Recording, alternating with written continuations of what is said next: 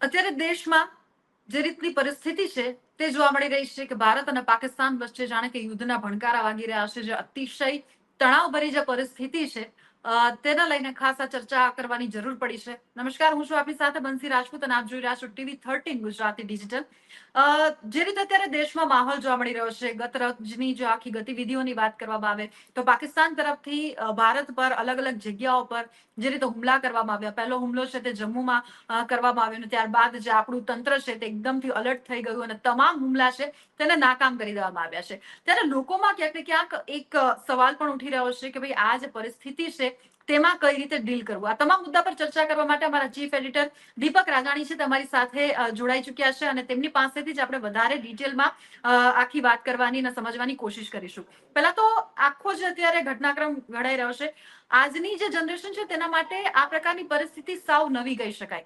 તો ઘણા લોકોમાં એ અસમંજસ જોવા મળી રહ્યું છે કે આ જે પરિસ્થિતિ છે, પહેલા તો એને યુદ્ધ કહી શકાય ખરું?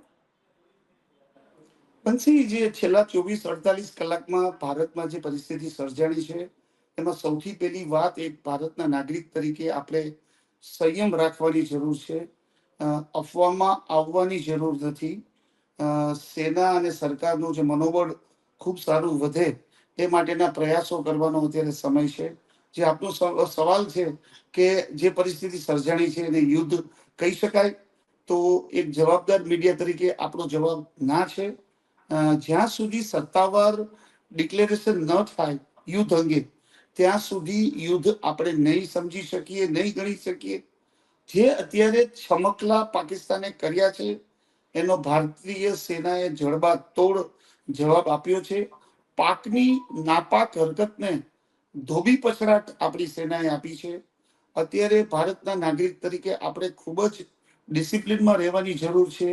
અફવા ફેલાવવાથી દૂર રહેવાની જરૂર છે. સોશિયલ મીડિયામાં કોઈ પણ જાતનો મેસેજ મૂકતા પહેલા 100 વખત વિચાર કરવાની જરૂર છે. ફોરવર્ડેડ મેસેજથી દૂર રહેવાની જરૂર છે.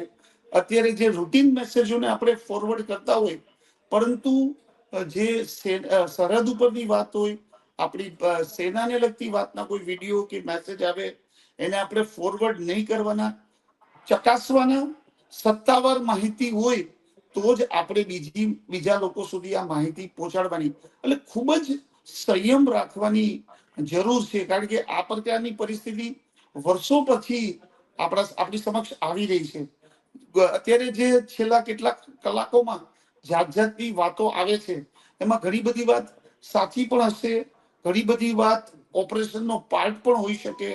તો જ્યાં સુધી સત્તાવાર માહિતી ન આવે ત્યાં સુધી કોઈ પણ મીડિયાની હોય કે ન્યૂઝપેપરની હોય કે સોશિયલ મીડિયાની વાત હોય, સત્તાવાર માહિતી આવે ત્યારે જ એ માહિતી સાચી સમજવાની, અફવાથી બિલકુલ દૂર રહેવાનું.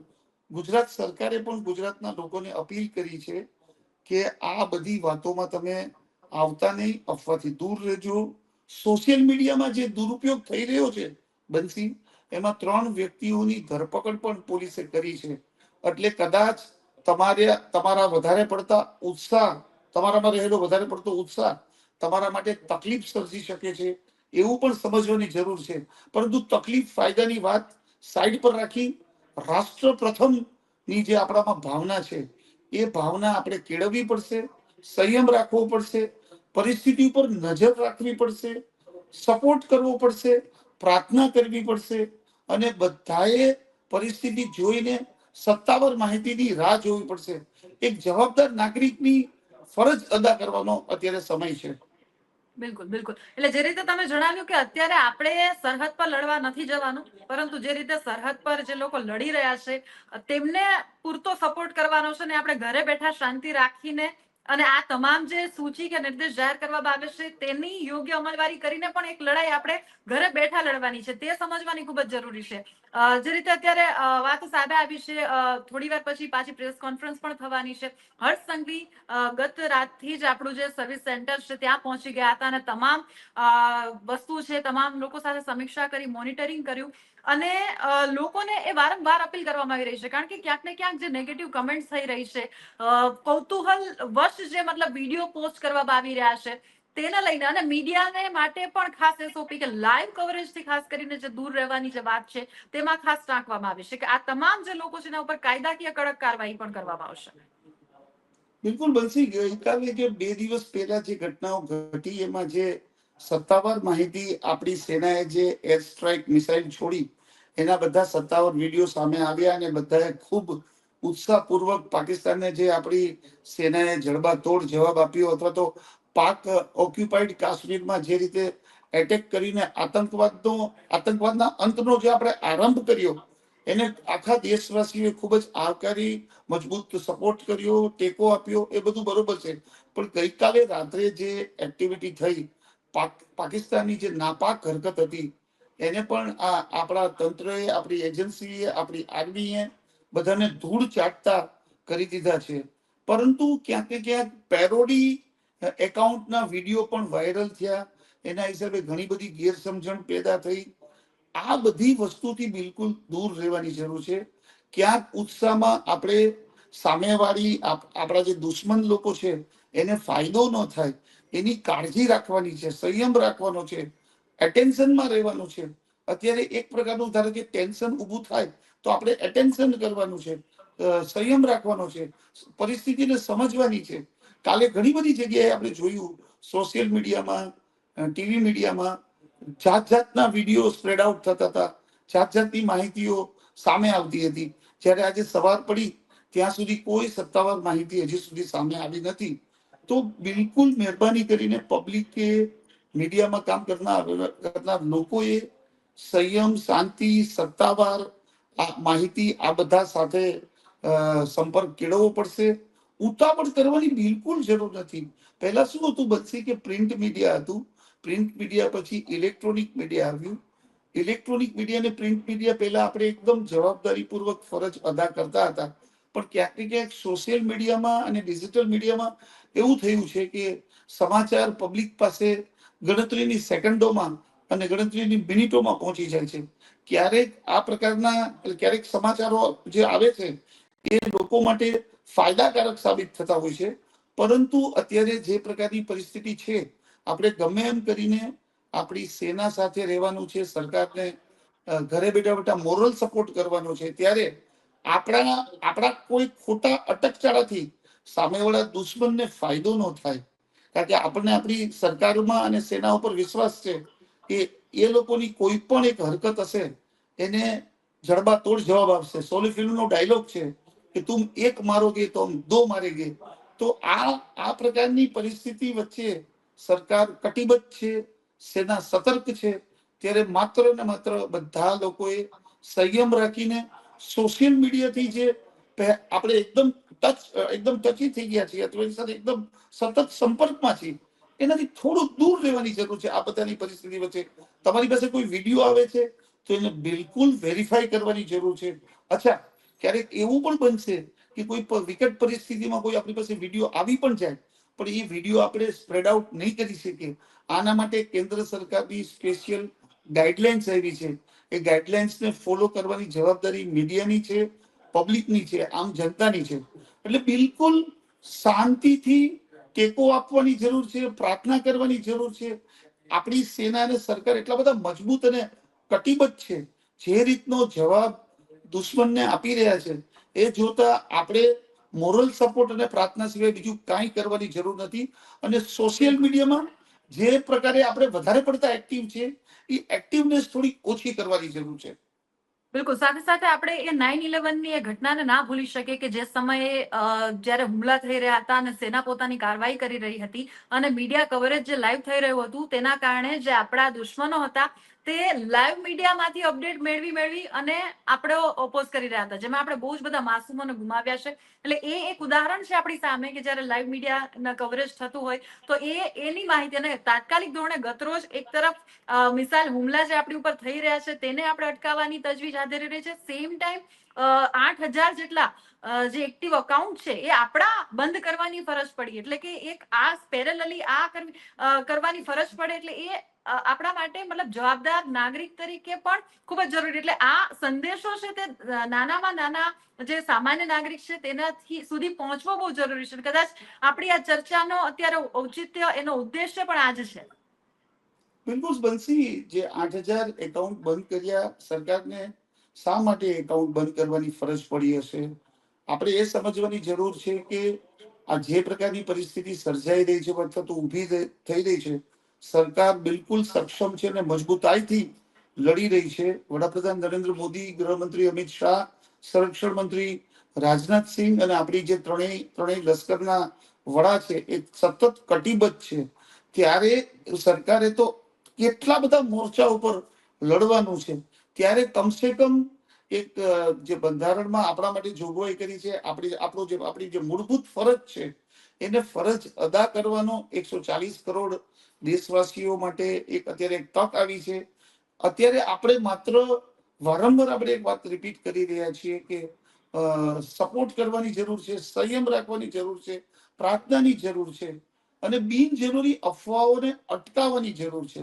આપણે આપણા મોબાઈલ ઉપર કે આપણા કોમ્પ્યુટર ઉપર કે આપણા લેપટોપ ઉપર જે કોઈ પણ જાતના મેસેજીસમાં સતત આપણે વ્યસ્ત રહેતા હોઈએ છીએ, જે રૂટીન આપણી જે કાર્યવાહીમાં આપણે સતત મોબાઈલનો ઉપયોગ કરીએ છીએ, ત્યારે અત્યારે જ્યારે ટેન્શન વાળી સ્થિતિ છે ત્યારે આપણે એટેન્શન રાખવાની જરૂર છે.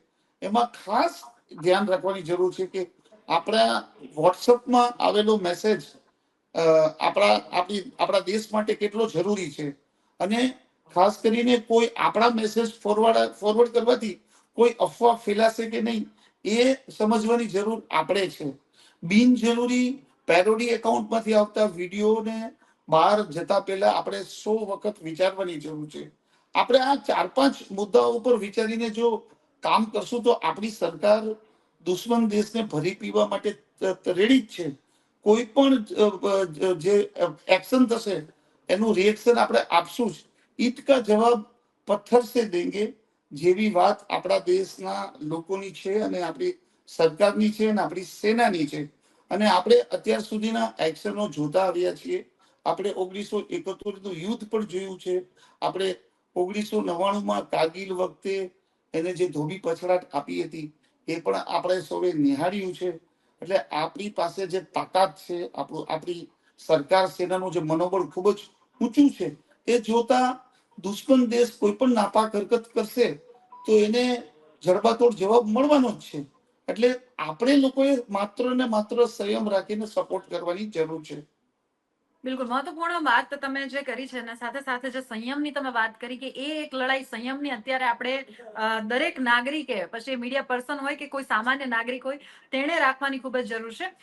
સાથે સાથે આખી જે પરિસ્થિતિ અત્યારે નિર્માણ થયું છે અને જે રીતે પાકિસ્તાનની વાત કરવામાં આવે તો ફક્ત 3 જે મોટા દેશ છે, તુર્કી હોય, ચીન હોય કે બાંગ્લાદેશ હોય, એ 3 જ ખાલી પાકિસ્તાનના સમર્થનમાં છે. ઓવરઓલ અત્યારે અમેરિકા હોય કે રશિયા છે, તમામનું સપોર્ટ છે એ ભારત તરફ જોવા મળી રહ્યો છે. અને ભારત જે તમામ મોરચે અત્યારે લડી રહ્યું છે કે પાકિસ્તાનના હુમલાને નાકામ કરવાની વાત હોય, પાકિસ્તાનને પાણી છોડવાની કે પાણીને બંધ કરવાની વાત હોય કે કૂટનીતિક આખી જે યુદ્ધ નીતિ છે તેની તરફ લડી રહ્યું છે આગળ ઓવરઓલ. અને જે રીતે આપણી જે ઇકોનોમી હોય કે એને પણ સાચવવાની વાત છે. કારણ કે એક વસ્તુ ખાસ અહીંયા નોટ કરવાની જરૂર છે કે પહેલગામનો હુમલો આપણે કોઈ પણ નહીં ભૂલી શકીએ, પરંતુ એના તરફ એક જવાબી કાર્યવાહી જરૂર હતી. એ ભારતે એમાં પણ એક સરસ રીતે આખી એક ઓપરેશન છે તે પાર પાડ્યું. અને ત્યારબાદ ભારત અત્યારે ખાલી ને ખાલી ડિફેન્સ કરી રહ્યું છે, હુમલા નથી કરી રહ્યું. એટલે કે યુદ્ધની પરિસ્થિતિમાં કે એને મતલબ કેવા પાયમાલ કરી નાખે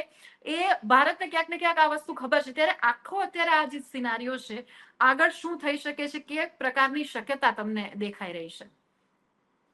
પછી આમાં જે ભારતની વિદેશ નીતિ છે ને એ પહેલા કરતા આપણી વિદેશ નીતિ ખૂબ જ અસરકારક અને મજબૂત સાબિત થઈ છે. અને નરેન્દ્ર મોદીએ જે રીતની રણનીતિ અખત્યાર કરી છે, આપણે જોઈએ છીએ કે પહેલાના વર્ષોમાં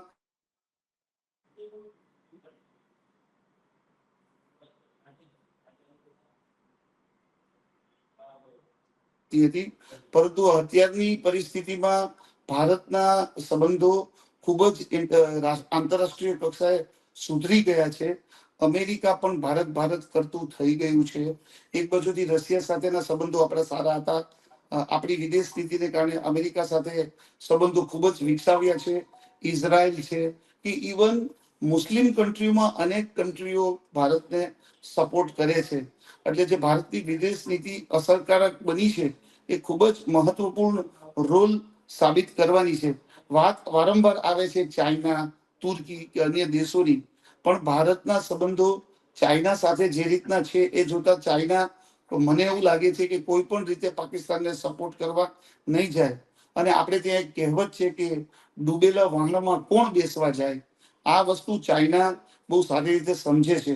ચાઇનાના જે બિઝનેસનું સૌથી મોટામાં મોટું માર્કેટ છે એ ભારત છે. એટલે ચાઇના ક્યાંક પાકિસ્તાનને સપોર્ટ કરવા જાય અને ખૂબ મોટો બિઝનેસમાં લોસ કરે એ ટાઈપનું કન્ટ્રી નથી.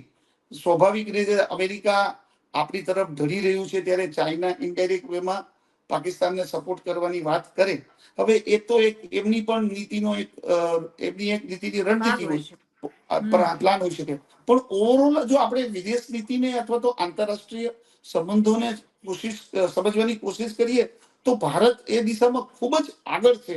અને ખાસ કરીને અગાઉના નેતાઓ અને અત્યારના આપણા વડાપ્રધાન નરેન્દ્ર મોદીએ જે રીતની રણનીતિ અખત્યાર કરી છે અને જે રીતનો એમનો વિદેશ પ્રવાસ રહ્યો છે, આપણે અત્યારે જોઈએ કે ડોનાલ્ડ ટ્રમ્પ સાથેના નરેન્દ્ર મોદીના અંગત મિત્રતાના સંબંધો છે. ઇઝરાયલ સાથેના ભારતના ખૂબ સારા સંબંધો રહ્યા છે. કેનેડા સાથે નાના મોટા પ્રશ્નો થયા હતા તો પણ સંબંધો સુધરી ગયા છે. ચાઇનાની વાત આવે છે તો જિનપિંગ સાથે પણ નરેન્દ્ર મોદીને અંગત નિકટનો નાતો રહ્યો છે. તો ઓવરઓલ આંતરરાષ્ટ્રીય સંબંધો આપણા એટલા સારા છે કે દુશ્મન દેશને મદદ કરવા માટે બહુ ઓછા લોકો જશે. ઇનડાયરેક્ટ વેમાં કદાચ મદદ કરે, પણ જ્યારે ડાયરેક્ટલી વાત આવશે ત્યારે ભારતને સમર્થન મળતું રહેશે. ને અત્યારે પણ છેલ્લા 2 દિવસની ગતિવિધિઓ ઉપર આપણે નજર કરીએ તો ઘણા બધા આંતરરાષ્ટ્રીય દેશોએ ભારતની જે એક્ટિવિટી છે એને સપોર્ટ કર્યો છે. એટલે ભારત પોતે સક્ષમ છે, પણ એની સાથે સાથે બીજા આંતરરાષ્ટ્રીય દેશોના ટેકાથી ભારત દુશ્મન દેશને ભરી પીવા માટે બિલકુલ સક્ષમ છે. કોઈ બિલકુલ. અને સવાલ અહીંયા નથી. આ તબક્કે આપણે એ વસ્તુ બિલકુલ ના ભૂલી શકીએ કે જે ભારતનું જે લોંગ ટર્મ વિઝન કહેવાય કે ગતરોજ જે 45 જેટલા મિસાઇલ હુમલા અને એક પણ મિસાઇલ છે તે ભારતની જે જમીન છે તેને ટચ નથી કરી શકી. S-400 નો ઉપયોગ કરીને તમામ મિસાઇલને તોડી પાડવામાં આવી છે. એટલે એ જે તે સમયે જે ખરીદવાનું રશિયા પાસેથી આપણે જે ખરીદ્યા છે, હથિયારો ખરીદ્યા છે, એ લોંગ ટર્મ વિઝનનું અને આ પ્રકારની કોઈ પણ વિકટ પરિસ્થિતિ આવે એટલે અત્યારે એમ કહી શકાય કે તમામ રીતે આપણે કોઈ પણ જાતના દુશ્મનો હોય તેને જવાબ આપવા માટે, જડબાતોડ જવાબ આપવા માટે સક્ષમ છીએ. બિલકુલ બંસી, આપણી સ્ટ્રેટેજી જ એવી રહી છે. જ્યારે કારગિલનું યુદ્ધ થયું બંસી, ત્યારે લોકો એ પહેલા જે બોફર્સની વાત કરતા હતા, તો એ જ બોફર્સ તોપે આપણને કારગિલમાં વિજય અપાવ્યો. જ્યારે આપણે રાફેલનો જે બહુ મોટો મુદ્દો ઉપસ્થિત કરવામાં આવ્યો, એ જ રાફેલ આપણા માટે આશીર્વાદ સમાન પુરવાર થઈ.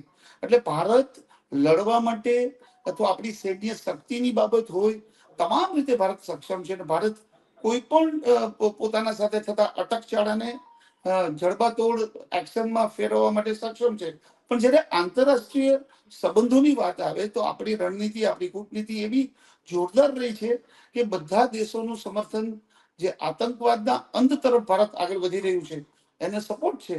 આપણે જ્યારે પહેલગામનો એટેક થયા પછી જે આપણે જબરજસ્ત એક્શન લીધું અને જે આતંકવાદનો ખાત્મો બોલાવ્યો પીઓકેમાં, તો એને પણ દરેક દેશોએ સમર્થન આપ્યું છે. કોઈ કાંઈ આપણા વિરોધીઓ પણ મોંમાં આંગળા નાખી ગયા હશે. એટલે ભારતની જે રણનીતિ રહી છે બહુ જોરદાર છે. માત્ર ને માત્ર આપણે લોકોએ બધાએ એક્શનની રાહ જોવાની છે, બિનજરૂરી અફવામાં આવવાનું નથી, સપોર્ટ કરવાની છે. વધુ એક વખત કહીશ કે માત્ર ને માત્ર પ્રાર્થના કરવાની છે અને સોશિયલ મીડિયામાં સજાગ રહેવાનું છે. સોશિયલ બિલકુલ, મીડિયામાં બિલકુલ. આવતા સંદેશો, વિડીયો, મેસેજ, વાયરલ વસ્તુઓ ઉપર બહુ જરૂરી ધ્યાન આપવાનું નથી. આપણી વ્યક્તિગત બાબતોને તમે એકદમ શેર કરો, પણ જ્યારે દેશની સલામતીની વાત આવતી હોય, દેશની સામે આવેલા એક વિકટ પરિસ્થિતિની કોઈ વાત આવતી હોય, દુશ્મન દેશને ફાયદો થાય એવી કોઈ વાત આવતી હોય, તો એનાથી બિલકુલ અળગા જ રહેવાનું છે, દૂર રહેવાનું છે. તમે લોકો મુશ્કેલીમાં ન મુકાઈ જાઓ એનું ધ્યાન રાખવાનું છે. બાકી આપણી દેશની સેના અને આપણી દેશની સરકાર દુશ્મન ગમે એ હરકત કરશે એને ભરી પીશે. અને જે ભૂતકાળમાં ભવ્ય વિજય થયો છે એવો જ વિજય થવાનો છે એવું માનીને માત્ર ને માત્ર આપણે અને સપોર્ટ બિલકુલ કરીએ. સાથે સાથે જે દેશની જનતાનો જે મિજાજ હતો, એમની જે ભાવનાઓ હતી, એને પણ જે રીતે ધ્યાનમાં રાખવામાં આવ્યું છે. આપણે ઓપરેશન સિંદૂરની વાત કરવામાં આવે પહેલગામ હુમલા પછી, તો એને સિંદૂર નામ આપવું, કારણ કે સિંદૂર ઉજાડવામાં આવ્યા હતા એ આખી ઘટના, અને ત્યારબાદ 2 મહિલા ઓફિસર છે તે આખી પ્રેસ કોન્ફરન્સ સંબોધન કરે છે, એ આગળ આવીને આખી જે લડાઈ લડે છે. એટલે એવું પણ નથી કે પબ્લિકના જે ઇમોશન્સ છે, એના જે સેન્ટિમેન્ટ છે, એને ધ્યાનમાં રાખવામાં નથી આવી રહ્યા. એટલે લોકોએ અહીંયા ક્યાંક ને ક્યાંક, છેલ્લો સવાલ છે મારો આપને, કે ખાલી ને ખાલી થોડી શાંતિ રાખવાની જરૂર છે. આપણું અત્યારે જે નેતૃત્વ છે તેના પર વિશ્વાસ રાખી અને જે પણ રીતે શક્ય બને એ ખાલી સપોર્ટ આપવાની જરૂર છે. બિલકુલ બિલકુલ બનશી, પબ્લિકમાં એક ભાવના છે જ કે લાંબા વર્ષોથી જે રીતે આપણે આતંકવાદનો સામનો કરી રહ્યા છીએ અને સીમા પારથી જેને પ્રોત્સાહન મળી રહ્યું છે, તો એમાં દરેક લોકોના, દરેક નાગરિકના મનમાં ભાવના છે જ કે પાકિસ્તાનને પાઠ ભણાવવામાં આવે. પણ ઘરમાં બેઠા બેઠા જે આપણા મનમાં સવાલ થતો હોય, આપણે જે મુઠ્ઠીઓ વાળીને વાત કરતા હોય, એ ગ્રાઉન્ડ ઉપર શક્ય ન બનતું હોય. સરકાર, સેના એની રણનીતિ મારફત ચાલે છે. ઓપરેશન સિંદૂર એનો એક પાર્ટ હતો.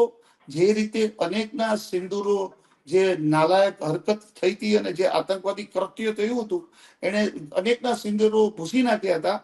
તો એની સામે વળતો પ્રહાર ભારતે કરીને આતંકવાદના અંત તરફની ઝુંબેશને આગળ વધારી છે.